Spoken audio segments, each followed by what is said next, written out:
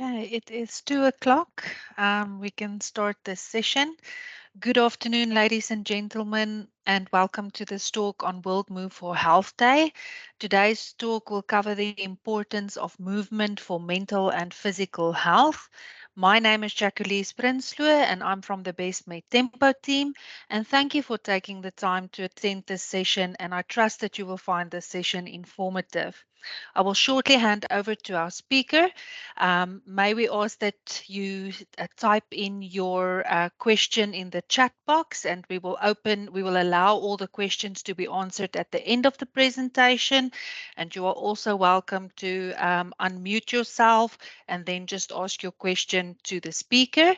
So it is my pleasure to welcome our guest speaker, Sister Savannah Abramovitz. And welcome, Sister Savannah, and thank you for taking the time to talk to us today.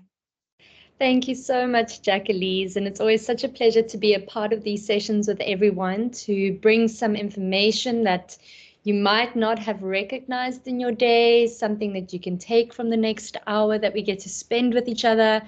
And before I share my screen, in light of, world movement, the importance of movement for physical and mental well-being, we cannot have a session where we're not moving, right? So as a little icebreaker, I'm not entirely sure what your setup looks like, if you're working from a home office space or if you're working in a public space right now.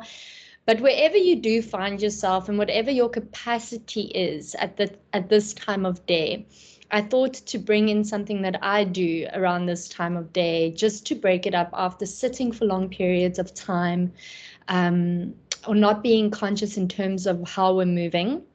I thought, let's just do a little bit of a movement session. So entertain me. Your cameras are all off. I'm the vulnerable one with my camera that will remain on as I take you through something a little bit out of the box, something that we don't really consider to be impactful, that has got quite a significant impact for our mental health and our body and our physical health. So if you would entertain me with your cameras off in the safety and comfort of whatever space you are in, you can also remain seated as well, and just do the movements as I guide you through them.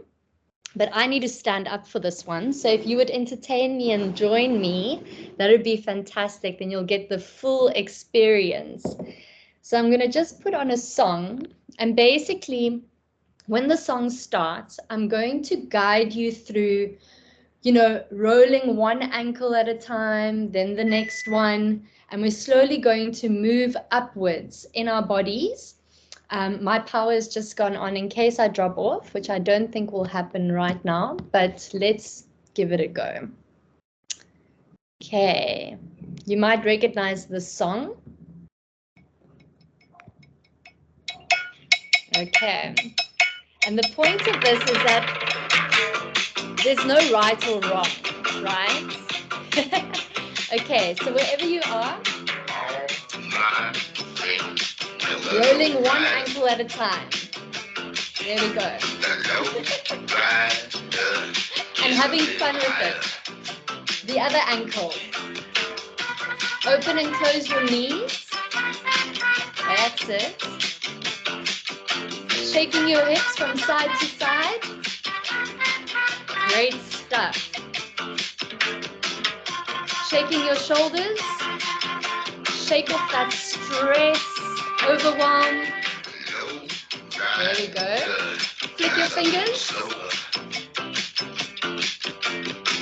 Roll your neck from side to side. Moving down again, rolling your shoulders. Beautiful. Flicking your fingers. Finding joy in this experiment. Shaking your hips. Maybe turning around. Open and close your knees. Rolling one ankle again at a time. And now the other ankle. And coming back to your seated position. in front of your camera. Taking a moment to take a nice deep breath in through your nose as you sit down and out through your mouth. Placing your hand on your heart, if you joined me in the movement, whether you were seated or whether you were standing, feeling your heart beating, beautiful oxygenated blood around your body. Okay, I'm just going to share my screen quick. Home, slideshow. There we go. I hope you can see it clearly on your side. And today we are talking about the importance of movement for mental and physical health. And my goal today really is to take it out of the box. You know, whether it is dancing and putting on a track that you enjoy moving your body, our ultimate goal today is movement. Why? Because it promotes blood circulation. And when we're not moving enough, we're not circulating blood through our bodies. And sometimes, especially in these trying times, we don't have time for the 30-minute workout that we just not getting to. And that causes a very mental health situation where we feel ashamed or guilty or embarrassed by the fact that we're not moving enough. But it's in these simple practices that we can still gain the benefit of what our body needs, and that's to move. Okay, so who am I in front of your screen? Jacqueline's introduced me. I am Savannah. And most of you that weren't part of a previous session done, I qualified as a registered nurse in 2015, and I went on to finish the specialities you see listed in the slide. And I don't usually like to come in with any academic armor, so to speak, but there is a lot that I gathered through working in the clinical setting, which opened my eyes to the need for preventable healthcare and why I'm so passionate about health education, because a lot of the conditions that we see in the clinical setting are lifestyle-related conditions that could be prevented just through a bit of information, a bit of understanding of how the body works and what the body needs. And it really is the art of reciprocity. What we put in, what we do with our bodies is what we're going to get out. So when we're feeling fatigued and lethargic and drained, we need to reflect of what gaps are in our day. What can we give the body in the simplest form? That's going to help promote the body to give us exactly the energy that we require from it. Okay, so these are some of the topics that we're going to go through. So you'll see them as we progress through the slides. And we'll do other movements as well, you know, outside of dancing and shaking it off and like just letting go of the overwhelm and the stress and just being in this moment today where we can find joy in movement. And it doesn't have to be that intense run or that intense workout session that we just don't have the time or capacity for right now. It can be putting on a cool song with your family and your kids and having 2 minutes of just shaking it off. And that is just as beneficial for you. Okay, so I always love to just create a little bit of a foundation around understanding the topic, just, you know, so we've got, it might promote some questions as well that come from it. So not many of us know that movement is generally divided into 2 categories. Now, when we think of movement, we usually think of actions that require our arms and our hands and our legs and our feet to move. But we don't often think about what happens internally as well. And there's central movement happening too. But before I get to central movement, I just want to touch on peripheral movement, and that's to do with our peripheries. Those are the parts of our body that are furthest away from our central trunk. So some of our most common problems that we face when we're living sedentary lifestyles, when we're sitting for a very long period of time, is a decrease in movement that comes with that. Now, if you think of your day, for an average day for yourself, how much percentage of that is lying down on the bed, sitting in a car, sitting at your desk, versus, how much movement we have in our day? And you can answer that's just something that you can just reflect on for a brief moment. Now, when we're not moving enough, blood tends to not move around our body enough either. And basically, with that decrease in movement, we get a decrease in blood circulation. And a decrease in blood circulation leads to our body's various tissue groups being deprived of nutrients and oxygen carried in the blood. Now, oxygen is a vital nutrient for healing tissues, for providing energy to our different tissue groups and different cells. So having oxygen floating around our body carried on red blood cells, we can actually draw from that benefit, right, of having blood circulating in our body. So if blood is not circulating efficiently, there are parts of the body, when deprived from these nutrients, they start to malfunction. Thinking of a car, for example, not getting the oil it needs for the engine or fuel to actually let your vehicle move optimally. So having blood circulating in our body the right way throughout the day, making up time just to, shake it off. And if you're in an office space, you can take your headphones and go to the bathroom cubicle and just have a shake off. Nobody will know about it.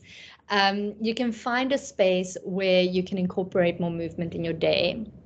So movement, as I've said, is generally divided into these two categories. And we often only refer to movement, as I've mentioned, seen in the first category being peripheral movement. And we don't often think of the second category being central movement. Now, with regards to our peripheries, we think of our hands and our arms and our feet and our legs. In our legs, when we sit for extended periods of time, blood can start pooling in our calf area or in places where it requires a lot of venous movement, so a lot of pumping blood against gravity. So in that upward motion, up back to the heart and to the lungs for reoxygenation. So, and so on. So when blood is not moving, it starts to coagulate. In other words, it starts to clot. So this is when we start seeing common problems like varicose veins or deep vein thrombosis. So movement coupled with raising your legs when resting will promote blood circulation from your lower peripheries. With regards to our arms and our hands, a significant amount of strain is put on joints and muscles that don't get much range of movement, particularly in our wrists.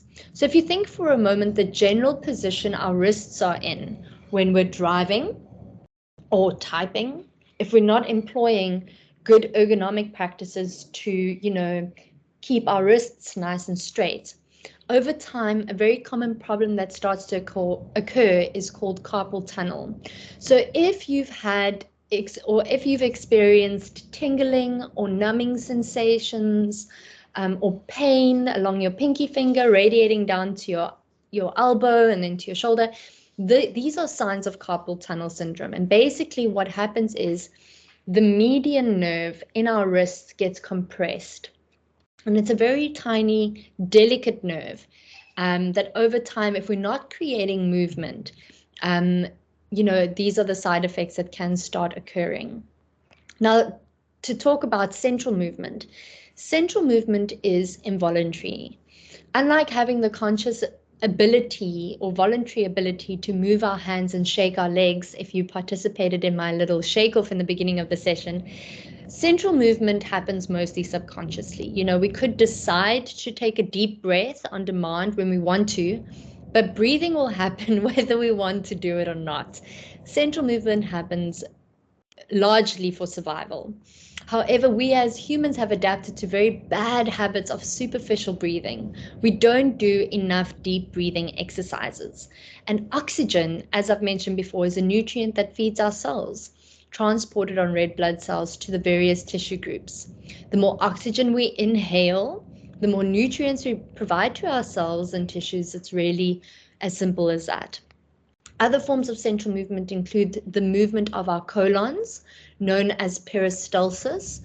Now, if you're not moving enough, central movement doesn't occur enough. And one of the most common conditions people deal with now, you've got it, it's constipation. Now, constipation is not only caused by decreased movement, but also not drinking enough water, using painkillers, and stress as well. So the knock-on effect of not allowing the body to provide this movement is that we, not providing the brain with enough oxygenated blood, we start getting headaches.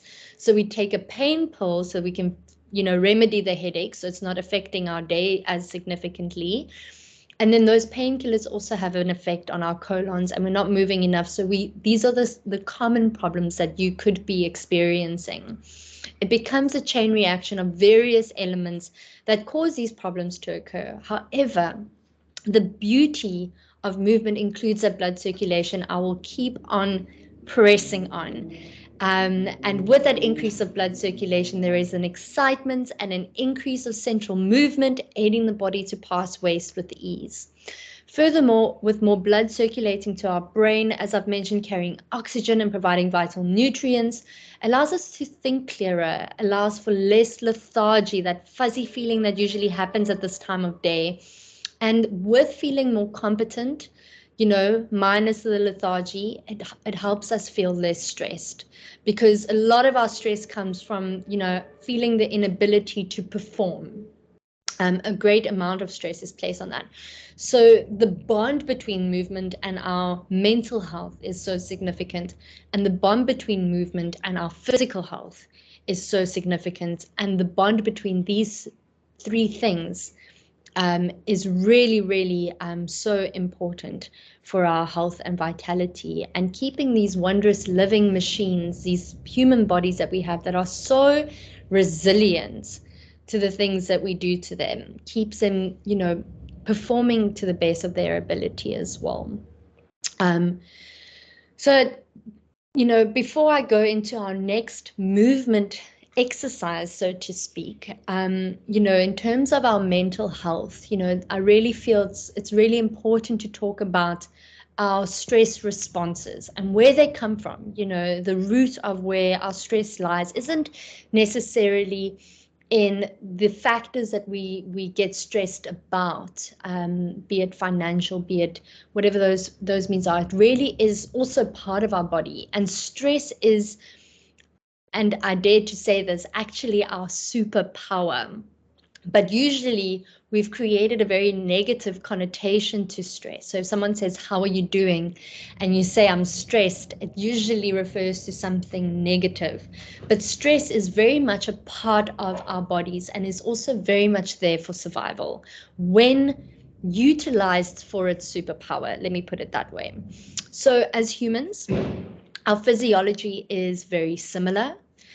We all eat through our mouths, we pass waste through fecal or urination or sweat or respiration as well, whether it's carbon dioxide or cortisol through stress, which is a stress hormone, through sweat, which is the stress hormone, because these factors are similar for all human beings. We have slight variations depending on our gender, our weight, and so on, but generally speaking, our physiology remains constant to one degree or another. Any living being has a physiology designed for survival. That is our ultimate goal and purpose, is to survive. Therefore, our bodies have certain mechanisms in place in order for that to happen, should we ever be faced with a potentially life-threatening situation. So one of these mechanisms is stimulated by what is called the central nervous system, particularly what's known as our sympathetic nervous system, as you see in the top bit, the first category there. It's more commonly known as fight and flight response. Now, the sympathetic nervous system functions very much like a petrol pedal in a car. It triggers that fight and flight response, providing the body with a burst of energy so that we can respond to a perceived danger. So if you think for a moment, the analogy I usually use is, imagine you walking through the veld, or you're walking through the forest, right? Wherever you are in the South African context, and you come across a dangerous snake on your path. Okay, now I want you just to imagine that for a moment. You're walking, it's beautiful, and then all of a sudden you take a corner and there is a dangerous snake in front of you. Now, what tends to happen? Your heart rate will increase, your muscles will tense up, adrenaline will be pumping, your veins will constrict to allow for oxygenated blood to your vital organs so that you can think and problem solve very quickly. And let me tell you, it's a superpower because you are going to get away from that snake in a matter of seconds. Your body's response to danger in order to keep you in a space of survival is going to get you away from that snake. You're basically going to fly away from that snake, okay? Or be able to problem solve your way through that situation. Now, some of the hormones that get released are adrenaline, because you need adrenaline to pump through your body, and the stress hormone, which is cortisol. Now, there are other hormones that get released as well, like a huge dose of glucose, which gives you that energy boost to flee that situation, amongst other things too. So our central nervous systems, however, are not designed to distinguish what our brains perceive as being life-threatening. Our brains will send off a response depending on what we want it to. So now, being in front of that snake was tangibly in front of you, as tangible as what this water bottle is in my hand right now. But now I want you to imagine yourself in the comfort of your own bed, okay, at home. And you're lying asleep and all of a sudden you wake up and a different snake comes crossing your thoughts. And that snake could resemble financial stress. That snake could resemble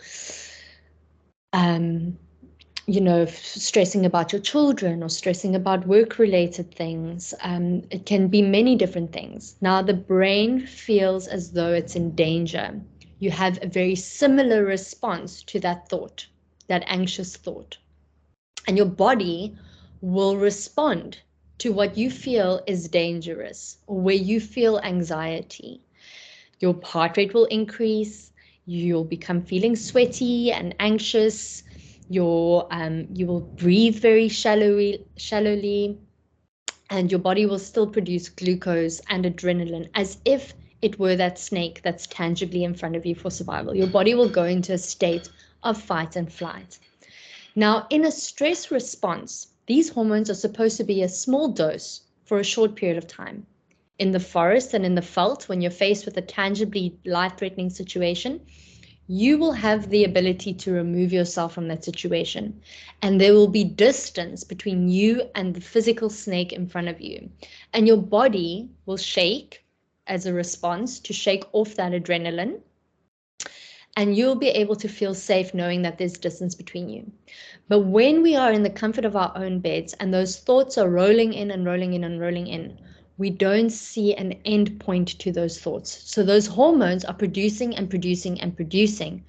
And it's not where we don't have the right mechanisms in place to switch that off. It becomes this endless ocean. And then we start worrying about the fact that we're not getting sleep, and we're worrying about how much time we have left to sleep. And before we know it, the alarm has gone off and it's time to go back to work. And then we feel incompetent in the workspace because we're so exhausted. So it's really important to be aware of the fight and flight response. In small doses, it is our absolute superpower because it doesn't only protect us from physical dangers in our environments, but the stress response is also responsible for activating our immune systems to protect us from pathogens and viruses that can affect us internally, our survival as well. So you know that if you're not sleeping well, you're feeling stressed all the time, you probably get sick very easily too. Okay, and this is the season of colds and flus and opportunistic infections. So when we're highly stressed, we get these things. We're more compromised on our immune system. So over a long period of time, if we're not managing our stresses, we start seeing hypertension, we start seeing diabetes, not only because of the general release of these hormones in the comfort of our own beds where we're not in physical danger, but also because when we're sleep deprived, we wake up feeling tired and we need energy to feel competent in our day. So we will reach for food sources that aren't high in nutritional value so that we can feel competent to do our day. And it becomes this vicious cycle. So it's really about being mindful of this and the small changes we can make that will support our mental and physical well-being. And then the second category is known as parasympathetic nervous system, and that's known as rest and digest. Particularly for that reason, because in a fight and flight response, everything constricts, including our colons. So it also contributes to our inability to pass waste with ease. It contributes to that constricted feeling where blood isn't circulating throughout our body the right way. Whereas the parasympathetic nervous system, the rest and digest, is actually not just the rest and digest, allows for our vascular system to dilate, allows for our body to circulate blood the right way for internal movement or central movement, allows us to feel more relaxed. So how do we activate our parasympathetic nervous? How do we regulate our nervous system so that when we are having those anxious thoughts rolling in, we know that, these are what do I have control of in that moment? And it boils down to movement, and it boils down to breath work. So breath work helps significantly to tell the body that you're safe. Because if you're running away from a snake, you're going to be rapid breathing. But when you're in the comfort of your own home and you're having to manage these overwhelming thoughts, the only way to really, truly, effectively navigate that space at that time in the night is breath work, because it tells the body that you are safe. It tells the body that you are in control because you're controlling that breath. And it also it forms a natural tranquilizer to the nervous system and affects our vasovagal response to what our brains are telling us to be fearful of, right? Okay, so I've included another movement session. It is less active in the sense of, having to get up off your seat. But I felt it was imperative to include because for the most part, you are working from your desk, So I thought let's include a desk yoga sequence that focuses on the parts of the body that don't get a lot of movement, that take a lot of strain. Okay, so before I put on the next screen, I just want you to, I've had someone film me doing this because it was a lot easier to see the movements more clearly on the video versus me tilting my camera up and down so you can see where my arms are, where my legs are, etc., etc. So we'll do it together. But before we start, I just want you to create the space for yourself in which to do this. So you just need the chair that you're seated on right now, and just move yourself a little bit away from your desk with your feet comfortably on the ground and your knees at a 90-degree angle. And then I want you to sit up nice and straight, and I want you to feel underneath your gluteus maximus, aka your buttocks. And I want you to feel for those very hard bones, those very pokey hard bones. Now, those are our sit bones.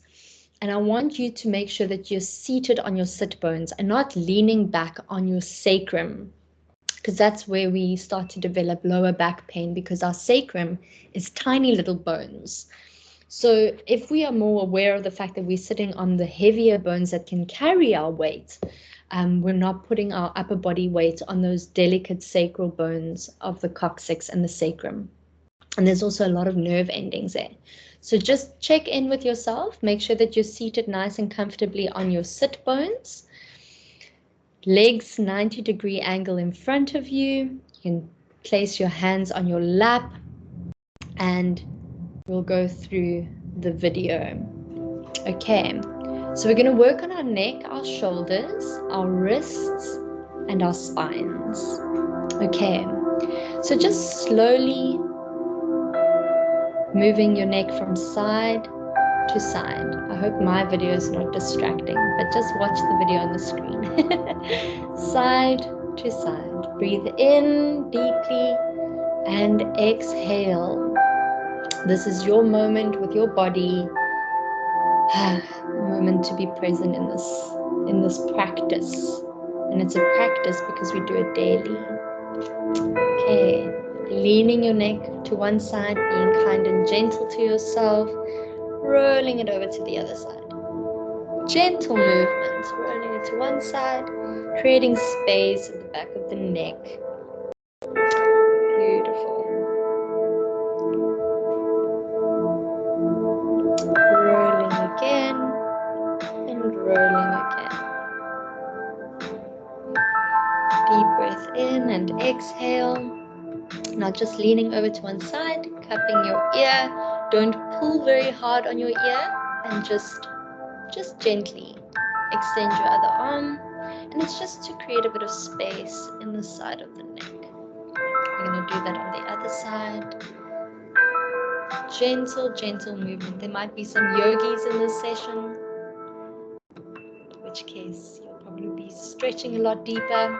If you haven't done this in a while, these are just gentle movements that have so much benefit.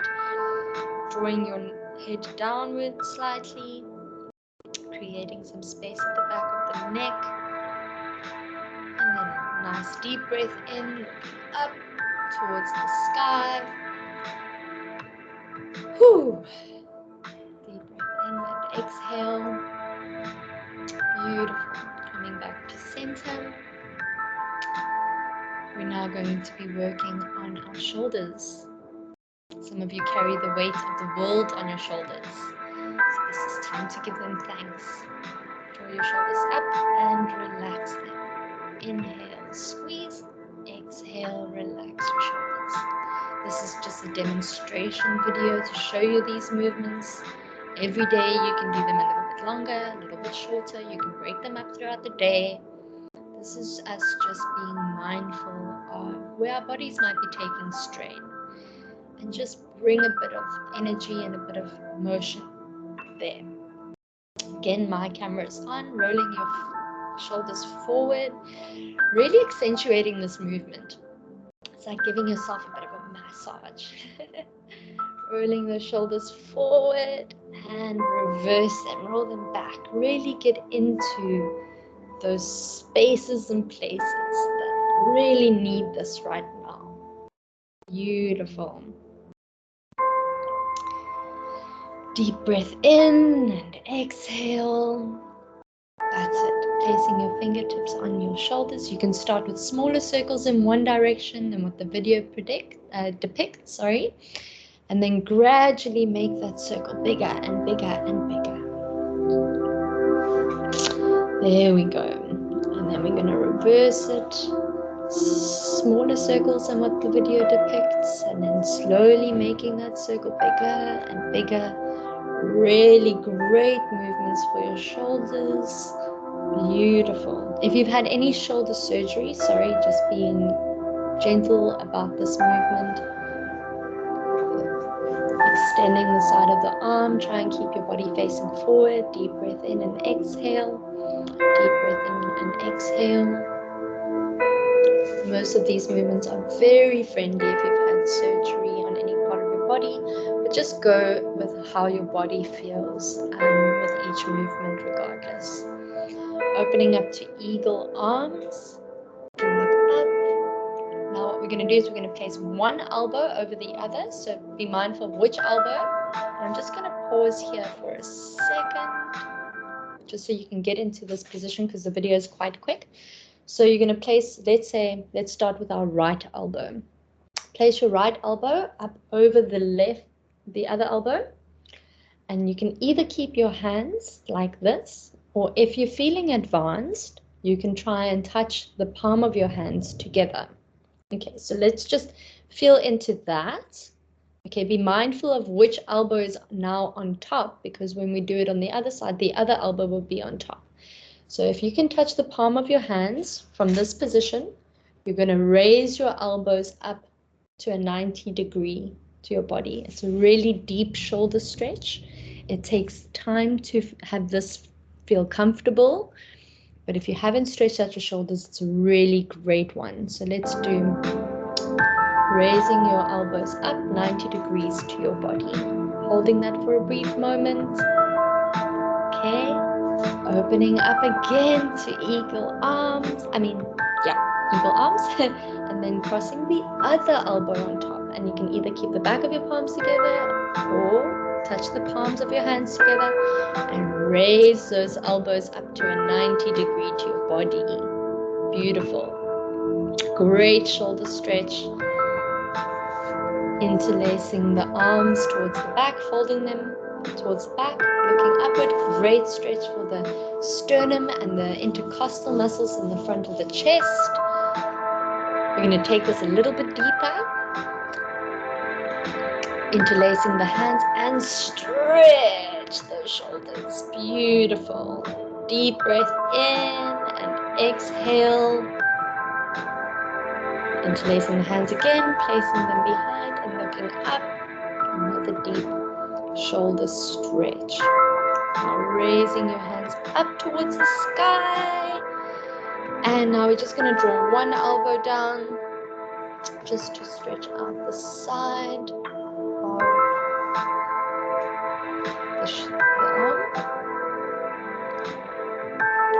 Raising your arms up and drawing down the other elbow. Beautiful. Fantastic. I hope you're all doing it with me. Okay, we're now going to be working on our spines. Now, moving yourself to the edge of your seat, you just need the chair that you're sitting on, placing your hands on your knees. We're going to do some cat-cow. So inhale and extend the spine. Exhale and curl like a cat. There we go. Inhale, extend. Exhale, curl like a cat. This helps if you've been, in a hunched over position with your shoulders, which is known as kyphosis, or maybe overextension of your lumbar spine, which is lordosis. Really helps with that lower back pain, helps promote blood circulation to your spinal cord. Really, really great movement. Okay, curl like a cat. Coming back to center. Deep breath in. And exhale. Deep breath in. And as you exhale the carbon dioxide, you're exhaling all that stress of what's bothering you right now. It's cluttering your mind and making your body feel attacked and under siege. We control the breath coming in, dilating our blood vessels, and then keeping your knees faced forward, just turning at the hips, using the back of your chair as a support. We do a spinal twist. Okay, just turning to one side, doesn't matter which side you turn to. Coming back to center. And as you exhale, you can use the back of your chair as a support and just twist at the hips. Twisting is incredibly beneficial for our colons and for our digestive systems, because what it does, coming back to center, placing your hands on your hips, is that it actually compresses that organ. And when it's released, it promotes a burst of blood circulation to that area. And that's why they're so beneficial. So just leaning over as far as what your body allows, keeping both sit bones grounded on your chair. Great stretch for the intercostal muscles, for good lung expansion. Coming back to center. We're now going to work on our wrists. Okay, create some movement there, making fists and rolling in one direction. Doesn't matter which way you start, we'll reverse it in the other direction shortly. Again, this is a demonstration video. Reverse the roll other direction so that you can feel these movements and hopefully remember them. Rolling in one direction might feel some crickly crackling, and then reverse the roll into the other direction. Promoting synovial fluid, good for moving our joints around. Okay, so I'm going to pause here again, just because the video goes quite quickly through this, and this is something that I think we need to just move through gently. So I want you to extend your arm as depicted in the video, palm faced upwards.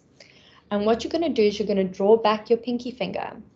Just hold that for 3 seconds. And you're going to gradually move through each finger, your ring finger.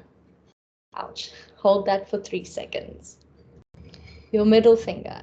Hold that for 3 seconds. Your index finger. So I'm going to play the video just so you can see.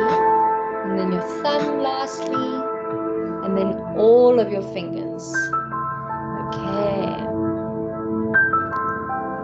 And we're going to do it on the other side. Pinky finger 3 seconds. Ring finger.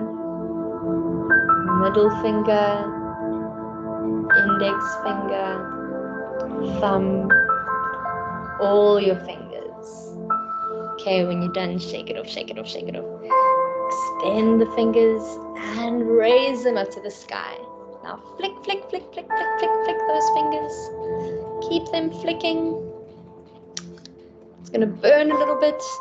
Deep breath in. Exhale. There we go. Coming back and just counter movement. Drawing our fists downwards. And if you have felt that you're quite stiff in these areas, every day, if you just do a little bit longer, but if we do it every day, let me tell you, the seeds, they say the best time to plant a tree was 20 years ago, and the next best time to plant a tree is today. And what we're doing here is not just for the now moment. Yes, it keeps us present, keeps us feeling grounded, that's for sure. But when we experience our natural wear and tear with the aging process, you know, it's inevitable. We're all growing older. Our bodies are becoming more, you know, fragile. We're going to have decreased movement. It's the seeds we plant today for the fruit that we're going to reap when we're older. And these are the stretches that we really need to be cognizant of, especially because we work long periods of time behind our desks. Okay. So some breathing exercises that you can try that are quite, you know, useful if you're feeling overwhelmed, as well as if you need a bit of energy. So box breathing. And when we're overwhelmed, you know, and we're having these racing thoughts, what's great about breathing techniques that require us to focus on numbers is that exact thing. We end up focusing on the numbers instead of focusing on the things that are causing us to feel overwhelmed, the things we don't have control over for most of the time, because we can't predict what's going to happen in the next day, but our brains like to fill the gaps, that's for sure. So box breathing is very simple. With any breathing that you do, and there's many different techniques, but these are the ones, you know, that are really accessible. And if you really feel called to explore more techniques, there's really a plethora of different techniques that you can YouTube or go to a breathwork workshop that particularly focuses on different types of breathing. But these are the ones that I find very beneficial myself, and they're really, you know, accessible and easy to achieve, especially if you're starting out with breath work.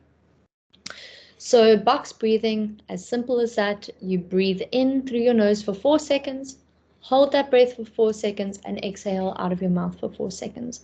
So we'll go through each technique and do 2 rounds of it together. And then we'll wrap up the session so that we can have some questions. Okay. So sitting up nice and tall, breathing out the residual air in your lungs. Take a nice deep breath in through your nose for 4, 3, 2, 1. Hold that breath for 4, 3, 2, 1. Exhale slowly out your mouth for 4, 3, 2, 1. One more time. Breathe in through your nose for 4, 3, 2, 1. Hold that breath for 4, 3, 2, 1. Exhale out your mouth for 4, 3, 2, 1. Okay. So that's box breathing. And I love for you to participate in that, because there's something that happens in our memory that if we're physically experiencing this and you're feeling overwhelmed in the night, hopefully you are reminded to explore this, because your body has memory. Your cells have memory as well, not just in our minds, in our cells too. Okay, shoulder pumping. If you're feeling lethargic and exhausted, like if you need to wake up in the morning or this time of day just to get you through the last push of the day, How shoulder pumping works, and I'll explain it to you first before we do it together. You're basically going to take a nice deep breath in, and you're going to hold that breath, and everyone will hold it for a different amount of time, but you're going to hold that breath, and while you're holding that breath, you're going to pump your shoulders until you can't hold that breath anymore. And when you exhale, you relax your shoulders. Okay, so we'll do 2 rounds of that together. So nice deep breath in, everybody. Deep, deep, deep, deep, deep breath until you can't anymore. And hold that breath. And while you're holding that breath, pump your shoulders as vigorously as what you possibly can. Until you can't hold that breath any longer, you let it go. You can even feel how it just like, whew, let's go. Okay, let's do it again together. Nice deep breath in.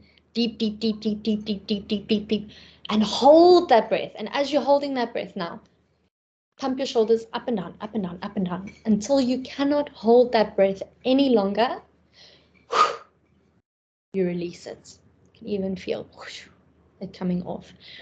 The benefit of shoulder pumping on a physiological perspective is the act of moving your shoulders up and down creates a friction around the lung tissue of the lung, which promotes blood circulation. It generates heat, and heat allows the vessels to dilate, versus like when you're cold, everything feels constricted. When there's heat, the vessels, the capillaries are dilated, so there's more gas exchange that happens. 478 is very similar to 444 or box breathing. 478 is just, as you can see, it's holding in the breath for a bit longer and a longer exhalation of 8 seconds.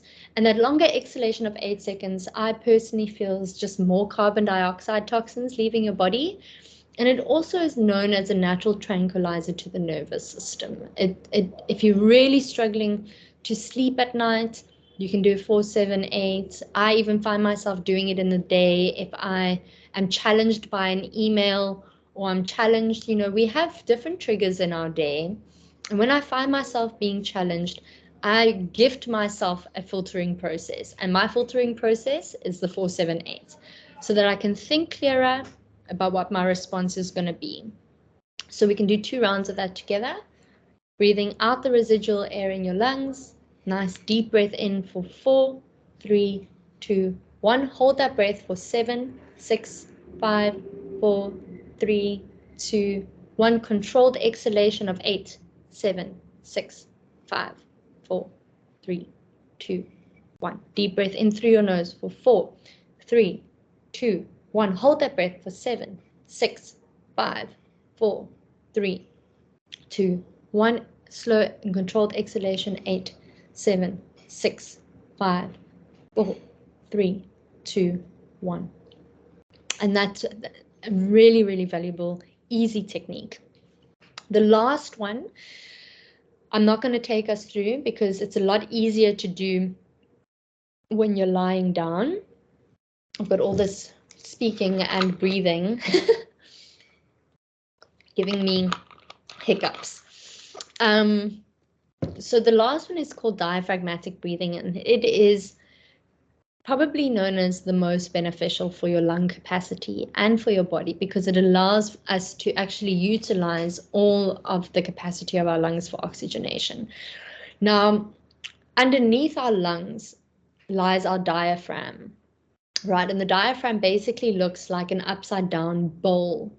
And when we inhale, it flattens. And when we exhale, it contracts and goes back into the shape of a bowl.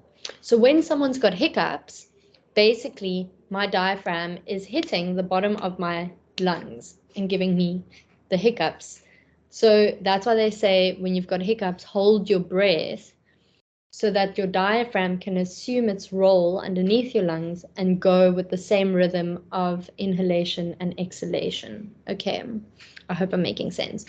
So diaphragmatic breathing is essentially tapping into the lower part of your lungs. So why I say it's easier to do this when you're lying down, it's because I want you to feel for a moment, I want you to put your hand on your belly, and I want you to breathe in, but simultaneously, I want you to imagine your belly is a balloon that you are inflating with your breath going in. So if you sit up straight and you put your hand on your belly, I want you to breathe in and expand your stomach. It's not very easy to do when you sit in.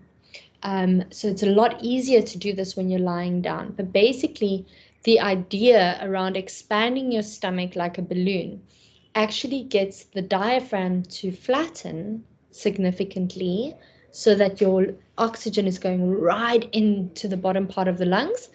And when you exhale, you deflate the balloon or deflate your belly, and then the air goes out. And the idea is to do this without raising your shoulders, because we breathe with very superficially. We breathe only using really mostly the upper part of our lungs. We're not really getting all of that oxygen in. So the idea is when you do this breathing and you inflate your tummy like a balloon, you have to keep your shoulders as relaxed as possible. So all that air is going down into the lower part of your lungs. And it's a really cool way of teaching this to our children, because these are stress management techniques, really. And everyone in our family experiences stress to one degree or another in their own lived experience. And these are ways that we can help regulate the nervous system, right? So this is not just beneficial for the body, it's also beneficial for the mind. And when we're teaching diaphragmatic breathing to small children, we use like a small teddy bear.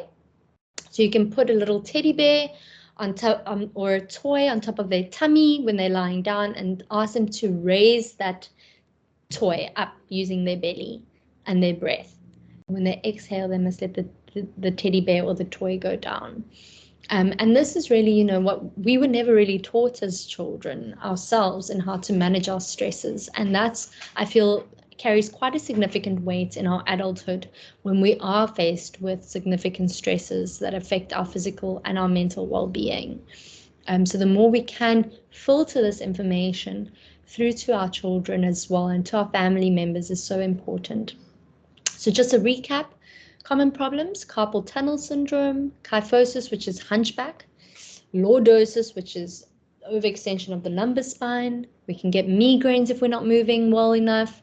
It can cause depression because we're feeling incompetent, and that incompetency makes us feel shame and embarrassment and guilt. And we can also develop deep vein thrombosis as well. So the bond between this is so significant. And it really boils down to that initial movement that we did. Put on a song that you remember, a song that brings joy into your life, and have a shake off with your family. Get mom to do Monday movement, and dad chooses a song on Tuesday, and your kids choose a song on Wednesday. Or if you don't have kids, alternate between you and your partner. But finding joy in the intensity of life, and then incorporating some movement, you're going to really see a shift and a change in your day. I have no doubt in that. And then these are just some common, how they look. And I'm just going to go through, supporting your immune system. Olive Immune is wonderful. You can buy it from Dischem. It's what I usually recommend as just an immune boosting supplement outside of vitamin C. If you are experiencing a cold or a flu, it's a really good one. And some foods that boost the happy hormone for mental well-being. Being mindful of that as well. The foods that we put into our body, it's the art of reciprocity. It's also, allows us to have a lot more energy throughout the day. And then top vitamins for men, I just wanted to go through quickly. Vitamin D, folate is also really good for men, and supports if there are any unhealthy changes in sperm counts or anything like that. Folate is very good for that. Calcium, vitamin C, potassium, really good for the heart health or muscle spasms and such. And then top vitamins for women: iron, really important because it promotes red cell production. Red cells carry oxygen, and because women menstruate monthly, they lose a lot more iron, so they're more prone to developing anemia. Folic acid or folate, also really important. Calcium, iodine, if you're not allergic to shellfish, and vitamin A, which is really good for skin as well. And then I'm just going to pause here because this is a recorded session, so it's just something nice to draw from and to reflect back on as well. These are just little infographics um, that I'm just going to pause here for a second to look at. But we won't focus on that. And then just some Q&A. So I just want to stop presenting and see if there are any questions. I just see here shoulder pumping, my number one. Thank you so much for participating. I love it. So I'm just going back and just quickly recapping um, uh, if there are any questions that you saw popping up on your side, Jacqueline. But I am quickly going, feeling the burn. I'm probably say everybody thinks I'm cooking. Oh, Lorna, thank you so much for still, joining us even in a public space. And I'm glad that, you can clear it up with them afterwards and saying, you know what, I'm including movement in my day because it's good for my body. And maybe they, Brene Brown says the only way to measure true bravery is through our willingness to be vulnerable. And that's what I keep in mind every time I start these sessions with new groups, especially if I've got my camera on and having to shake my body in front of everybody. But I know in my mind, I'm doing it for my body. I'm doing it for my health, and that's cool. Um, um, we'll do the movement every day. I'm so glad that I'm just going through the comments. If there's anyone that wants to unmute themselves and ask questions or post them in the space, I'm just quickly scrolling through here. Savannah, they are just looking for the immune, the multivitamin name again, if you can just Yes. give that. Let me type it in the space. Olive Okay. immune, and it's an olive leaf extract. I mean, we also have, our vitamin C's, but the body tends to pass a lot of vitamin C out. And if you are a smoker, let me just bring that into play quick, because a lot of people obviously have their coping mechanisms, and you can only speak for yourself here. But if you are a smoker, tobacco smoke, or nicotine actually inhibits vitamin C absorption in the body. So if you are taking vitamin C, or you're getting sick, or you're feeling overwhelmed and stressed, and you're smoking more regularly than what you usually do, you will be more susceptible to developing a cold and flu. Whereas olive immune is a great, overall, and it tends to bind to receptors differently.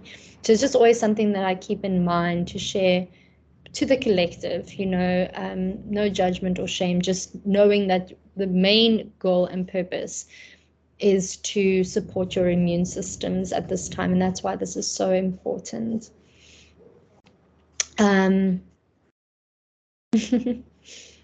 Thank you so much. And yeah, the video, I can share that for sure. We are also going to share a copy of the presentation with everyone afterwards, so you will have everything, I promise, within the next few days. And if we are reading the comments, everyone feels better after this session, which is great to hear. I feel better. So thank you, Dr. Savannah, for this session. We really appreciate you every time that you speak to us. To all of our members, thank you for taking the time to attend this session. And we will have another 2 talks in June, and we will send you the invites very shortly. So have a look out for that. And with that, have a lovely afternoon further, and we will see you next month. Thank you so much. And thank you again for the opportunity to present. It's really, truly an honor to be here. Thank you. Have a lovely day.